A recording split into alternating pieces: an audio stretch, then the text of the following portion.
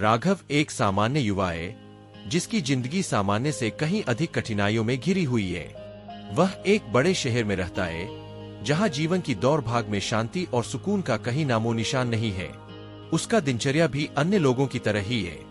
सुबह उठना, काम पर जाना, दिन भर की थकान झेलना और फिर रात को किसी तरह से सोना।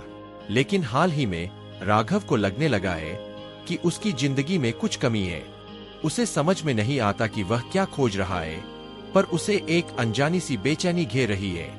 राघव का जीवन समस्याओं से भरा हुआ है, चाहे वह काम का तनाव हो, रिश्तों में उलझन या फिर खुद के अस्तित्व को लेकर असमंजस।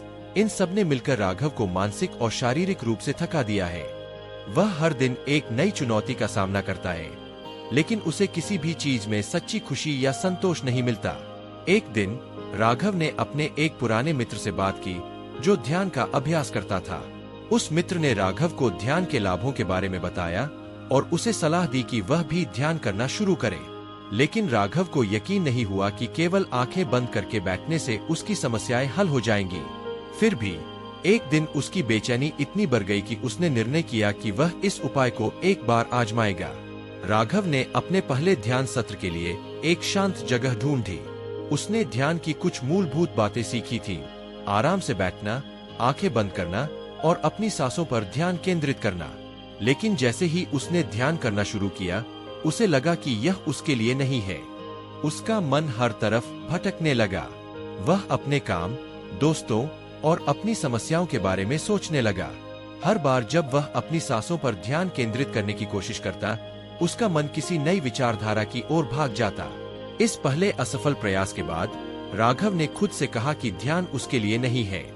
लेकिन कहीं न कहीं उसके मन में एक आवाज थी जो कह रही थी कि उसे एक और मौका देना चाहिए।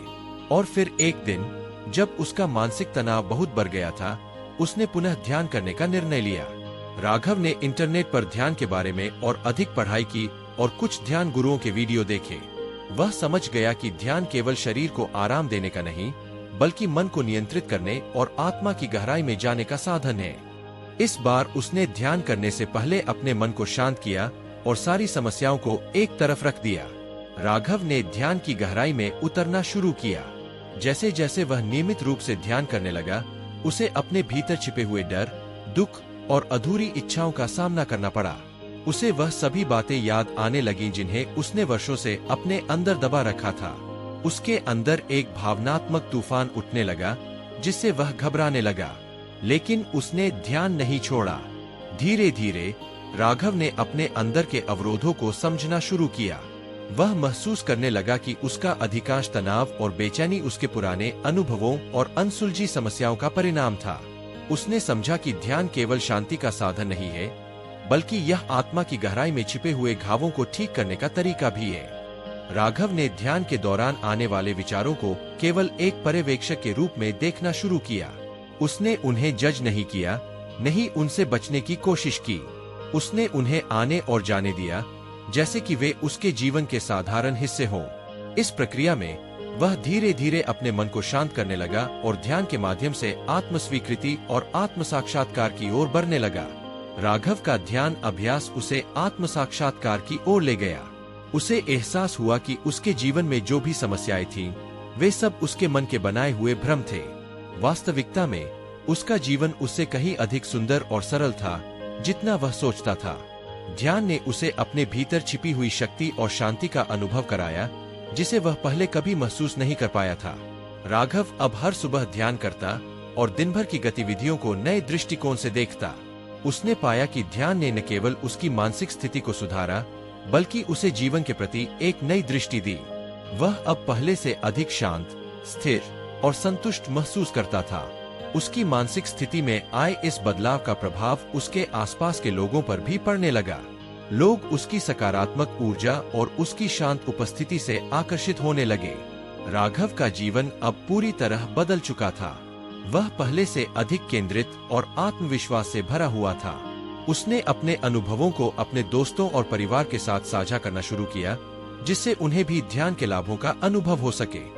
राघव का मानना था कि ध्यान के माध्यम से हर व्यक्ति अपने जीवन में शांति, आनंद और आत्म साक्षात्कार प्राप्त कर सकता है।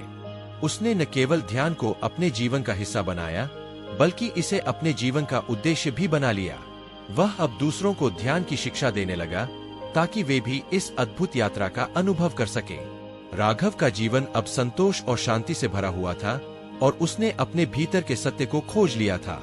इस कहानी का संदेश यह है कि ध्यान के माध्यम से हम अपने भीतर की गहराइयों को समझ सकते हैं, अपने अंदर छिपी हुई शक्तियों का अनुभव कर सकते हैं और जीवन को एक नए दृष्टिकोण से देख सकते हैं। ध्यान न केवल हमारे मन को शांत करता है, बल्कि हमें आत्म साक्षात्कार की ओर भी ले जाता है। राघव की कहानी उन सभी के लिए प्रेरणा है जो जीवन में शांति, संतोष और आत्म साक्षात्कार की तलाश कर रहे हैं। ध्यान के माध्यम से हम अपने जीवन को पूरी तरह से बदल सकते हैं और सच्चे आनंद का अनुभव कर सकते हैं।